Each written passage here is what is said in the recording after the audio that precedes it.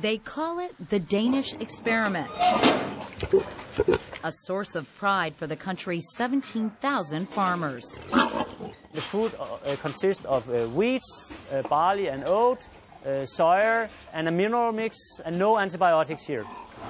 Unlike industrial farms in the U.S., which use antibiotics to promote growth and prevent disease, Danish farmers use antibiotics sparingly, only when animals are sick.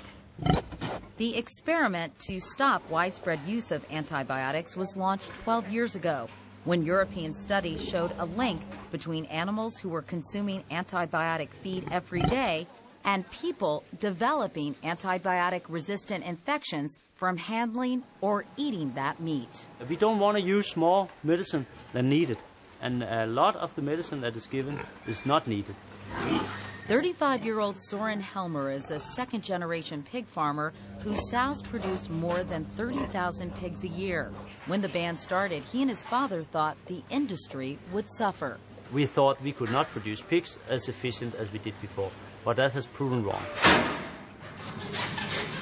In fact, since the ban, the Danish pork industry has grown by 43%, making it one of the top exporters of pork in the world.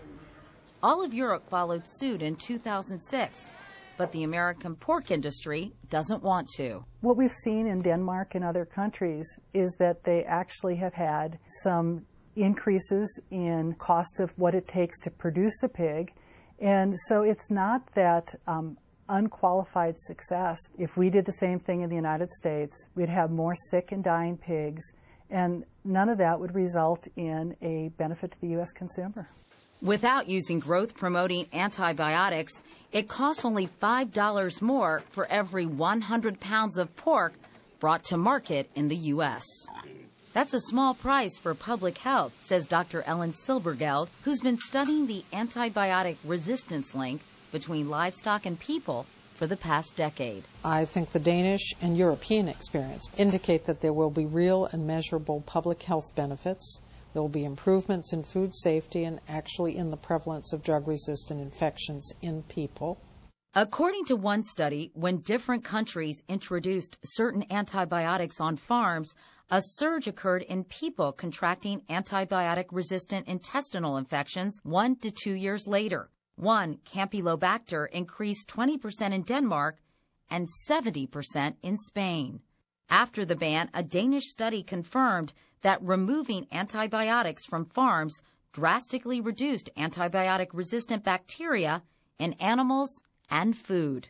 Danish scientists believe if the U.S. doesn't stop pumping its farm animals with antibiotics, drug-resistant diseases in people will only spread. It's not going to be a time bomb that goes off like this.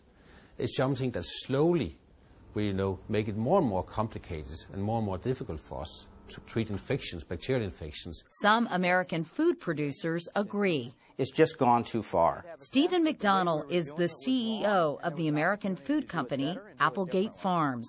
What most bothers you about the way industrial farmers in this country currently operate? We use too many antibiotics. We use too many growth promotants.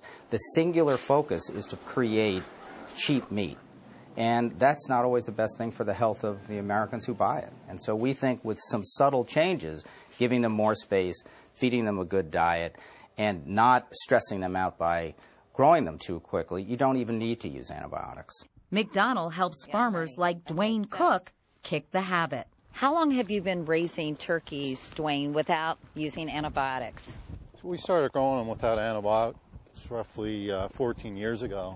Wow, for a long time then. Yeah, we were one of the first ones. Does it make you feel better doing it this way? And yeah, because really, from using the antibiotics for so long, a lot of them really didn't work well anymore. Today, his 18 poultry farms scattered throughout Pennsylvania are more profitable than when he used antibiotics.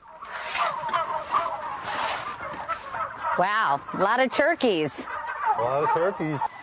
Cook says it costs very little to convert a farm to antibiotic-free, and it doesn't cost consumers much more either. People buying antibiotic-free turkey thigh meat will spend around $1.40 per pound versus $1.20 for conventionally raised birds. Cook says higher quality feed and better living conditions make his birds naturally healthier. And what's the importance of giving them more space? That's our natural growth promotant. I mean, by giving them more space, we can get weights that are really close to what they're getting with the growth promotants. Because farmers are raising livestock successfully without growth-promoting antibiotics from Lebanon, Pennsylvania to outside Copenhagen, public health officials in this country say this is an idea whose time has come. We have identified here that we're talking about a public health issue, that the overuse of antibiotics on farms does pose a risk to human health. The FDA has, for the first time, come out against using certain antibiotics to promote growth in livestock, and pending legislation in Congress would ban some types of antibiotics used to treat humans from being administered to healthy farm animals. You can find more information posted on our website at cbsnews.com.